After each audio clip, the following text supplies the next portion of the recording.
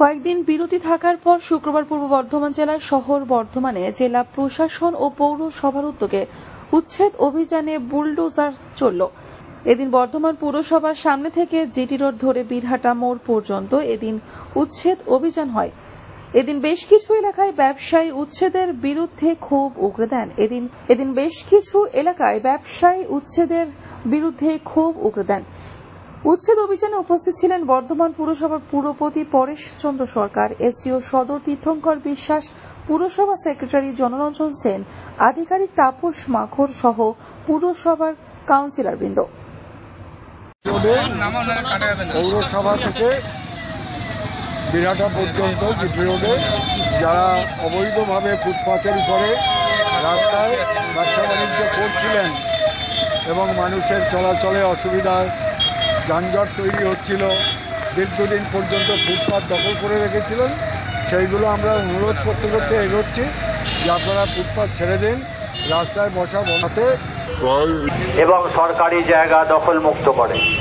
অন্যথায় বর্ধমান জেলা প্রশাসন রাস্তা, ফুটপাথ এবং সরকারি জায়গা দখল করে ব্যবসা করছেন তাদের উদ্দেশ্যে তারা যেন অবিলম্বে রাস্তা, ফুটপাথ এবং সরকারি জায়গা দখল মুক্ত করে দোকানের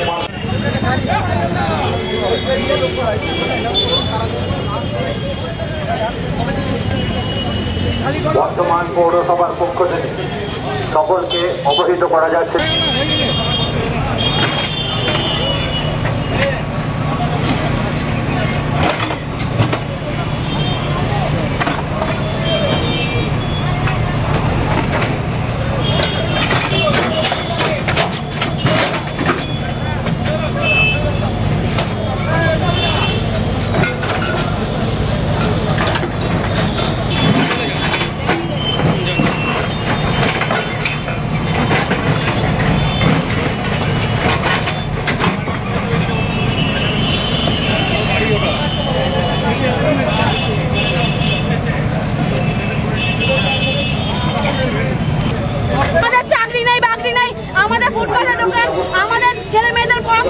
আমরা কোথা থেকে চালাবো?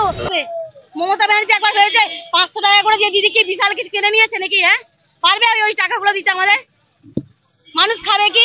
সামনে পুজো, একবার ভেবেছে তাদের সংসার বলে কি করে চলবে? লক্ষ্মীর ভান্ডার দরকার নেই। লক্ষ্মীর ভান্ডার ওই 500 টাকা দিয়ে কি হবে? 500 টাকা দিয়ে কি হবে? 1000 টাকা দিয়ে কি হবে? কদিন 1000 টাকা দেবে? 1000 টাকা দিয়ে কি হবে? আমাদেরকে দোকান করতে দেওয়া হোক। আমরা কি করে খাবো? আমরা ছেলে মেয়ে নিয়ে কি করে খাবো? আমরা আমাদের ভাড়া বাড়ি, আমরা কি দোকান ভেড়া দিচ্ছি? আরে করে দিন, তারপরে ভাঙুক, আমরা কিছু বলবো না। আগে করে দিন, তারপরে ভাঙুক, আমরা কিছু বলবো না। অত্যাচার করার কোনো মানে হয়? কষ্ট করে লোন নিয়ে এই নিয়ে দোকান করেছিলাম, এইভাবে ভেঙে দিচ্ছি দোকানগুলো। আমরা খাবো কি? লক্ষ্মী ভান্ডার চাই না আমাদের।